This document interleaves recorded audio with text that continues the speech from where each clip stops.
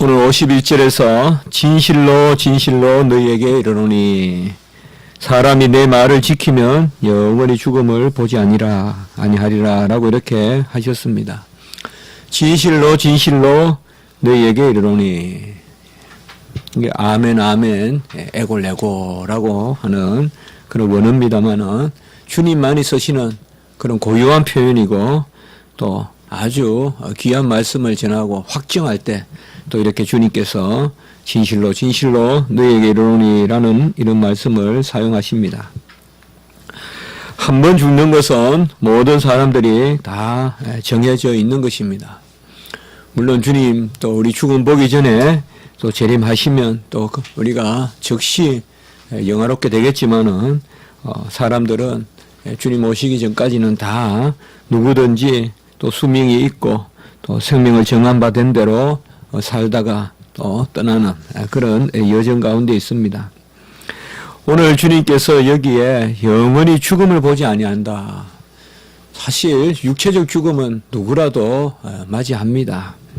물론 에녹과 같이 또 하나님이 이렇게 들려서 올라가는 그런 사람도 있겠지만은 하나님께서 다 정하셔서 수명을 정하셔서 누구나 육체적인 생명은 이 지상의 생명, 그러니까 시간에 속한 생명, 그러니까 temporary life, 이 지상의 그런 일시적인 삶은 다 끝이 있습니다. 여기에서 말하는 것은, 자명한 것은 영원히 죽음을 보지 아니하리라, 이 말씀은 영적인 죽음, 곧 영생을 의미하는 것입니다. 영생은 하나님의 자녀에게는 누구에게나 주시는 것입니다. 우리가 이 세상에서는 많은 것을 비교하고 또 기본적으로 다른 것이 많지만은 하늘나라에서는 어떻게 보면 가장 중요한 것이 같습니다. 그것은 누구든지 하나님께서 영생을 주신다는 것입니다. 그런 영원한 생명이 있기 때문에 죽음을 보지 않는다.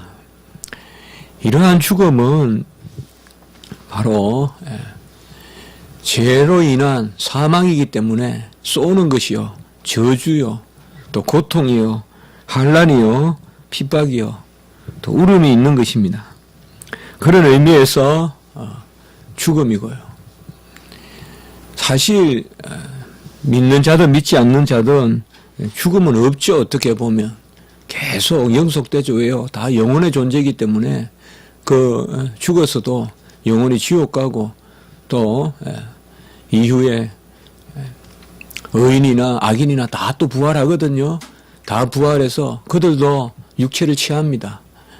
그리고 그들은 또 심판 가운데 이제는 영벌로, 영원한 벌로, 또 우리는 영원한 하나님 나라의 영생으로 그렇게 나아가는데요. 그렇게 본다면 영원한 죽음이라든지 이런 개념들은 심판의 개념이에요. 그러니까 죄로 인한 형벌, 그것을 죽음이라고 하는 것입니다. 여기에서. 그래서 주님의 말씀을 지키면 그런 죄로 인한 형벌을 보지 않겠다. 바로 영원한 복락의 그런 삶을 산다. 이것이 바로 주님께서 하시는 말씀입니다. 요한복음 1장 4절에 보면 하나님의 말씀 안에 생명이 있었으니 이 생명은 사람들의 빛이다라고 이렇게 말씀하고 있습니다. 최근에 우리가 어거스틴의 수업을 제가 했지만은 어거스틴은 이 부분을 통하여서 바로 말씀, 생명, 빛 이런 것이 전혀 동일하다. 그리고 아들이 아버지를 보고 아들은 아버지께 들은 것과 본 것을 전하고 또 아버지는 아들 앞에서 아들이 보는 것만 또 행하신다. 이런 것을 설명하면서 아들이 아버지의 행하신 것을 본다는 말이 뭐냐? 그것은 다른 것이 아니라 바로 아들의 말씀대로 모든 것을 지으시고 행하시는 것이다. 그렇게 설명하는 것을 우리가 어거스틴의 글을 통해서 보게 되었습니다. 사실 주님의 말씀이 곧 생명이요 질서입니다. 그 아버지는 아들이 보시는 것만 하시는데 아버지와 아들 외에는 아무것도 없어요. 아버지가 아들이 보시는 대로 한다는 말은 아버지가 아들에 따라서 하신다는 거예요. 아들 안에서 하신다는 거예요. 그건 뭐냐? 말씀대로 하신다는 거예요.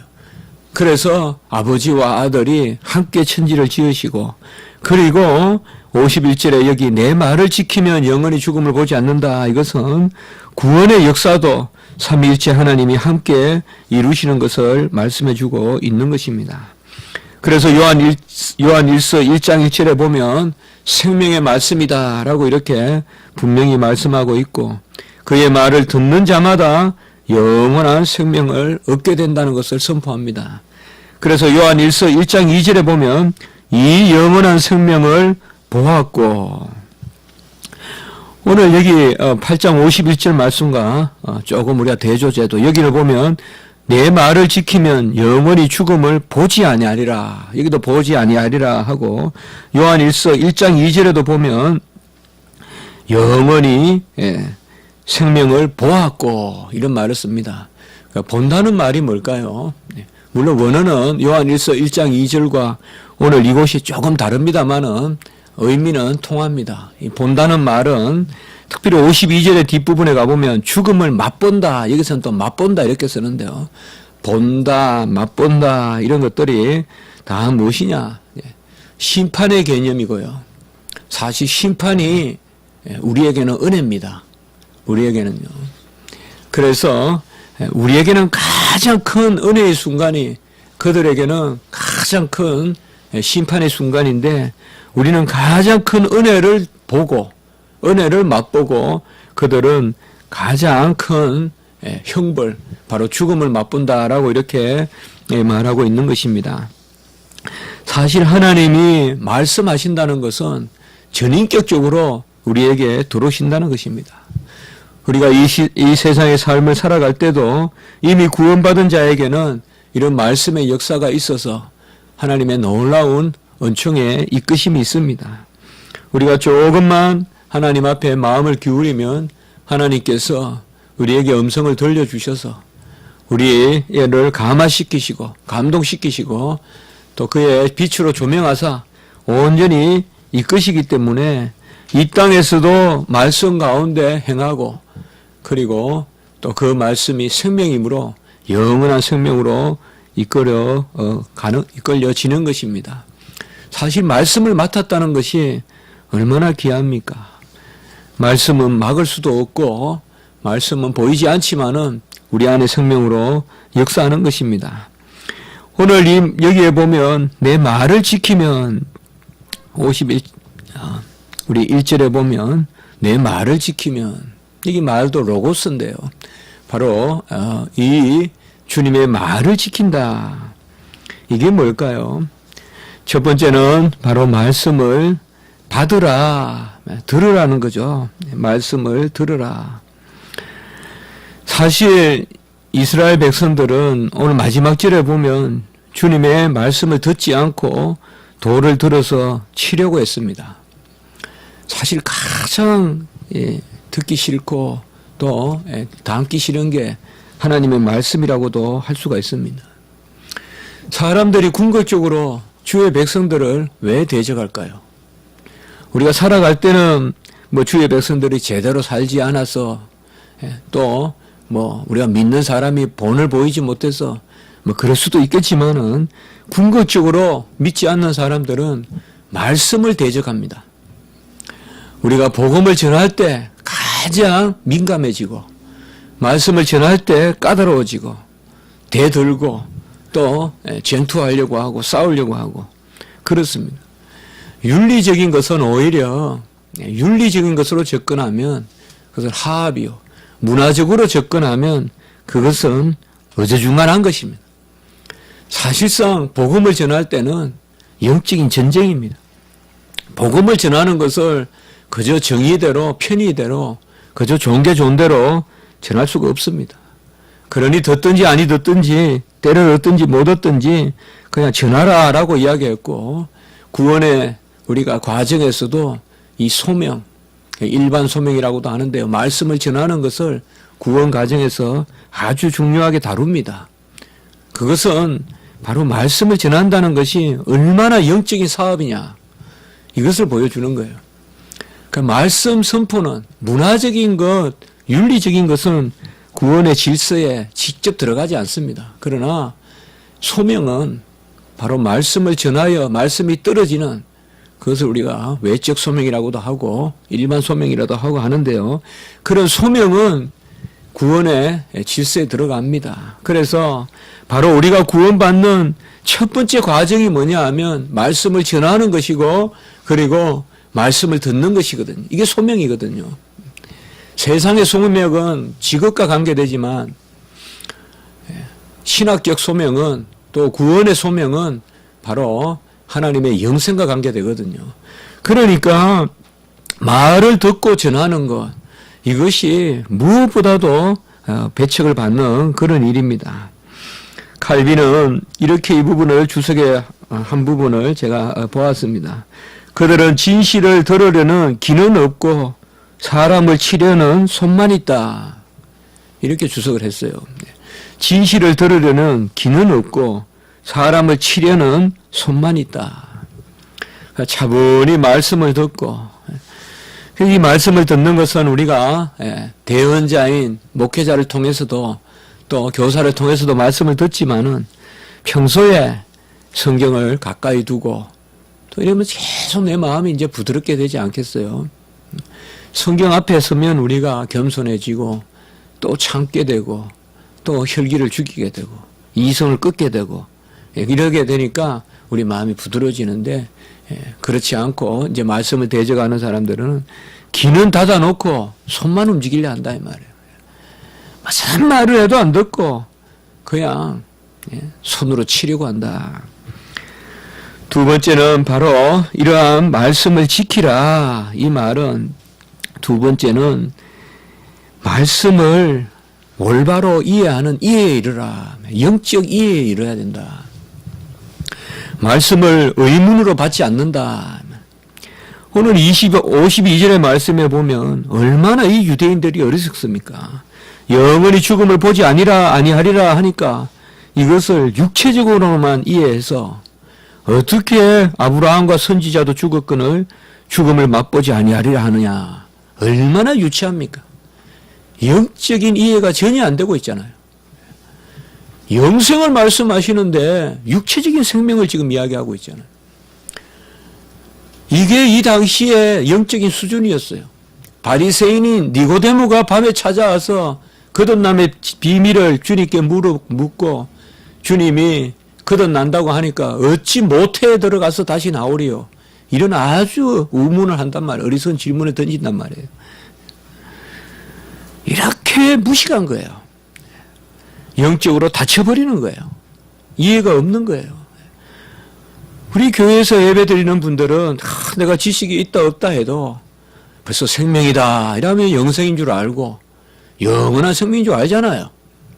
그리고 주님께서 내 말을 지키면 영원히 죽지 않는다 이러면 죽어도 영원히 산다 이렇게 우리는 금방 받아들이는데 딱 영적인 이해가 닫혀버려요. 이것이 바로 말씀을 지키지 않는 사람들의 그런 모습입니다.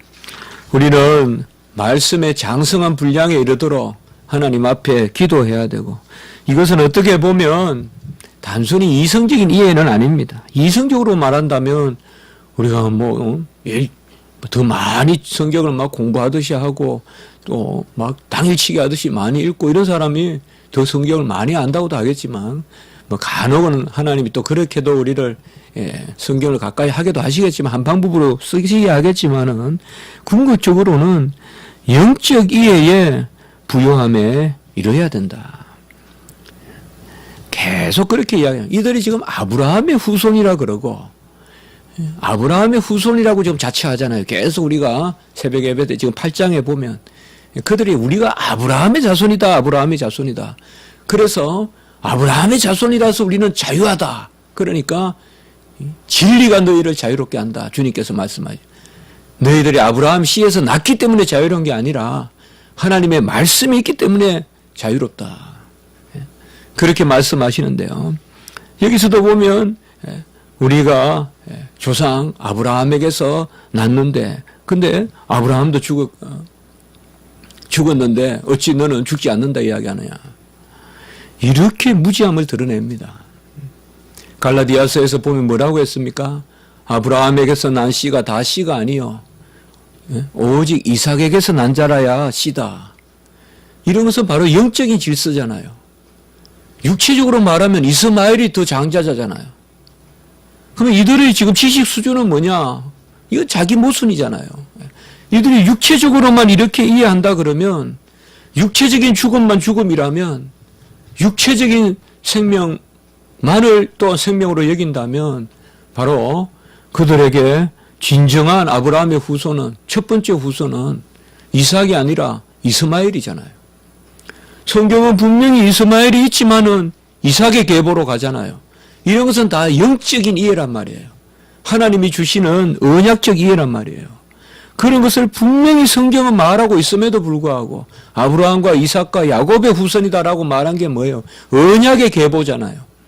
언약의 계보를 알려줘도 그들은 드른둥만둥한단 말이에요. 그러면서 진리를 이야기하면 손을 들어서 쳐죽이려고 하는, 이런 것이 바로 영적인 암흑시대요. 캄캄한 시대다 이 말. 주님을 주여 주여 부르지만은 주님이 누구신지도 모르고, 주님이 어떻게 지금 계시는지도 모르고, 주님이 어찌 오실지도 모르고, 그저 습관적으로 주여 주여 하는 그런 영적인 암흑기다. 우리는 영적인 이해의 부요함에 이르기 위해서는 성경을 우리가 함께 여러 가지로 방면으로 바라보고, 무엇보다도 기도하는 가운데서 그런 영적인 이해의 부요함에 이르는 것입니다. 세 번째로 말씀을 여기에서 지킨다는 것은 바로 하나님께 영광을 올려드리는 것을 말씀하는 것입니다. 하나님은 언제 가장 영광을 받으실까요? 여러 가지 있어요. 예배 때, 또 우리가 하나님의 여러 가지 일을 행할 때. 그러나 한 가지 정확하게 말할 수 있는 것은 순종이 예배요, 순종이 찬송입니다. 그래서 하나님이 인류를 영광 받으시기 위하여 인류를 자신의 형상으로 지으신 것은 자신의 인격 가운데 인격적인 순종을 보시려고, 그래서 첫 언약을 맺으신 것입니다. 이렇게 본다면 오늘 말씀의 54절에 보면 바로 내 영광이 아무것도 아니거니와 내게 영광을 주시는 분은 내 아버지시다라고 이렇게 말씀하시는데요. 이것이 바로 말씀을 지킴으로, 55절의 뒷부분에 보면 나는 그를 알고 그의 말을 지키노라라고 또 이렇게 이야기했잖아요. 하나님의 말씀을 지키는 것, 특별히 마음과 뜻과 정성과 생명과 힘을 다하여서 여호와 하나님을 사랑하는 것, 이것이 바로 하나님 앞에 돌려드리는 찬미요 영광입니다. 이것을 보시려고 주님은 인류를 지으셨어요. 인류를 지으신 유일한 목적은 영광받기 위하신 것이요, 찬송 듣기 위한 것입니다. 이 찬송이 뭐냐? 바로 순종이다 이 말이에요. 입술로 우리가 드리는 찬송, 이것은 그 순종의 한 부분이고, 우리가 찬송이다, 예배다, 찬양이다 라고 하면 하나님의 말씀을 자언해서 지키는 것입니다. 하나님께 영광을 돌린다는 것을 제가 한번 이렇게 생각해 봤어요. 우리가 활활 타는 하나님의 영광을 타고 계시잖아요. 그 활활 타는 그 가운데 우리가 장작으로 던져진다 이 말이에요. 그럼 장작으로 던져지면 여호와의 불이 확 타죠. 확 타오르죠. 그때 뭐예요? 나도 불타잖아요. 장작이 나도 불타잖아요. 제가 한번 그런 뭐 헛된 생각인지 몰라도 한번 생각을 해봤습니다. 내가 불타는 게 뭐예요? 내가 영화롭게 되는 게 뭐예요? 주님을 영화롭게 할 때 내가 영화롭게 된단 말이에요. 내가 불탈 때 주님이 불타신다 이 말이에요. 주님이 불타실 때 내가 불탄단 말이에요. 그래서 내가 주 안에, 주가 내 안에. 우리가 웨스트민스터 그 소요리 또 대요리 또 신앙 고백서에서 인생의 제일 목적은 하나님을 영화롭게 하고 그를 즐거워하는 것이다라고 우리가 배우지 않았습니까? 바로 하나님을 영화롭게 하는 것이 이렇게 보나 저렇게 보나 가장 복된 거예요, 우리에게. 우리는 타올라야 되거든요. 꺼지는 불과 같이 되면 안 돼요. 냉랭하 식었다가 저 영벌로, 저 지옥으로 떨어지면 안 돼요. 우리는 활활 기름 부음 받아서 성령의 기름으로 하나님의 능력의 은사로 활활 타야 되거든요. 하나님께 영광의 도구가 되어서 하나님의 그 광채를 우리가 동참해서 빛날 때 그때 우리도 가장 영화로운 것입니다. 그래서 다 헛되되 하나님을 영화롭게 하는 것, 그것만이 하나님께 영광을 돌리는 일일 뿐만 아니라 우리 자신도 가장 귀한 것입니다. 이 땅의 삶의 의미가 어디에 있겠습니까? 그것은 하나님을 영화롭게 하는 것입니다. 그러면 하나님을 영화롭게 하는 길이 뭐냐? 그것이 바로 내 말을 지키라. 내 말을 지키면 영원히 죽음을 보지 아니하리라. 주님의 말씀을 듣고 주님의 말씀을 지키라는 것입니다. 요한복음 8장 47절에 우리가 지난 시간에 보았지만 하나님께 속한 자는 하나님의 말씀을 듣나니, 47절에는 하나님께 속한 자는 하나님의 말씀을 듣나니 하고, 오늘 51절에는 내 말을 지키면 이렇게 이야기하고 있습니다. 곧 주님의 말씀이 하나님의 말씀이라는 것입니다. 주님은 영원히 계십니다. 그래서 영원히 말씀으로 계십니다. 이 주님이 영원한 하나님의 말씀이기 때문에 이 영원한 말씀은 아브라함도 들었고 모세도 들었고 노아도 들었고 에덴 동산에 아담도 들었고 하와도 들었습니다. 우리 주님께서 아브라함에게 나타나셨습니다. 아브라함에게 사람의 모습으로 나타나셨어요. 이건 성육신은 아닙니다. 현현하셨어요. 구약시대 때 우리 주님은 자주 현현하십니다. 예수님은. 그 중에 가장 뚜렷하게 두 천사와 함께 우리 주님께서 세 사람의 모습으로 나타나서, 두 천사는 먼저 소알 땅 소돔 고모라로 내려가고, 그리고 마지막까지 남아서 50명 의인이 있어도 45명 의인이 있어도 40명 30명 20명 10명 의인이 있어도 그 땅을 멸하시려고 하십니까? 라고 우리 아브라함의 간청을 들었던 그 여호와의 사자가 바로 주님이십니다. 주님은 지금 이 땅에 오셨지만은 이미 아브라함을 만나신 분이요, 아브라함 전에 계신 분이요, 아브라함이 이제 그를 공경하고 예배드렸던 분이에요. 이 주님이 육체 가운데 오셨단 말이에요. 이것을 주님께서 지금 증거하고 있는 것입니다. 아브라함도 나의 때 볼 것을 즐거워하다가 보고 기뻐하였다라고 이렇게 말하고 있습니다. 히브리서 11장 8절에 보면 아브라함의 믿음을 이야기하면서 갈 바를 모르고 갔다. 그는 지시함을 받아서 갈 바를 알지 못하고 지시하는 대로 갔다라고 이렇게 말하고 있는데요. 갈 바를 모르고 간 것, 이것이 꼭 갈대아 우르를 떠났다는 그런 역사적인 사건으로도 되지만은 오늘 말씀도 바로 그런 것입니다. 보이지 않지만은 아브라함이 오실 예수를 바랬다는 것이죠. 그걸 오늘 주님께서 말한 거예요. 이미 아브라함의 즐거움이 어디 있고 아브라함의 기쁨이 어디 있었느냐? 예수 올 때를 바라보고 즐거워하고 기뻐하였다. 이것은 그저 상징적인 표현이 아니라 분명한 진리입니다. 구약시대 백성들은 삼위일체 신앙을 가지고 있었고 예수님을 바라고 예수님을 기다리고 그것으로 말미암아 즐거워하는 그 신앙을 가지고 있었습니다. 그래서 58절 아주 중요한 말씀, 아브라함이 나기 전부터 내가 있느니라. 너무 중요한 말이거든요. 여기에 같이 합시다. 내가 있느니라. 이게 현재형으로 쓰였다는 것을 잘 기억하셔야 됩니다.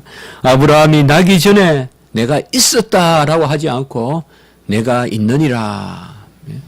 Before Abraham was born, I am 이렇게 되어 있습니다. I am, 에고 에이미. 그래서 영원한 현재를 의미합니다. 영원한 현재. 아브라함이 있기 전에 내가 있었다. 대과거를 써야 그렇게 쓰지 않고 아브라함이 나기 전에 내가 있느니라. 우리 번역도 잘 되었어요. 내가 있느니라. 그 영원히 계신 우리 주님을 말씀하고 있습니다. 주님은 영원하십니다. 우리 조상들도 다 주님 올 때를 바라보고 그 소망으로 톱으로 켜고 거꾸로 매달리고 히브리서 11장에 온갖 고난을 받은 것은 주님 오실 때를 바라보고 받은 거예요. 그래서 11장이 믿음의 장이고 그 믿음은 다 예수를 믿는 믿음의 장이에요. 구약 백성들도 다 예수를 믿는 그 소망 가운데 살았습니다. 이제 우리에게는 이 예수님이 오셨는데 우리가 목도하고 바라보고 주목하고 만진바되고 들은바된지인데 우리가 주님을 더욱 즐거워해야겠습니다. 더욱 성경에서 주님의 말씀을 우리가 즐거워하고요.